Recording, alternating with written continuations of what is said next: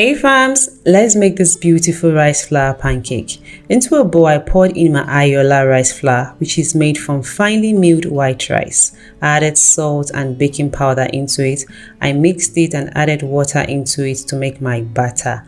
Ayoola rice flour is very versatile. It can be used for making the popular tuwo chinkafa, masa and even bread.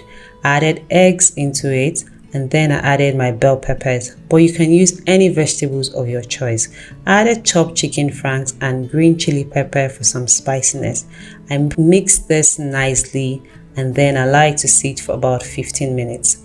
And then I heated a pan on medium heat and greased it.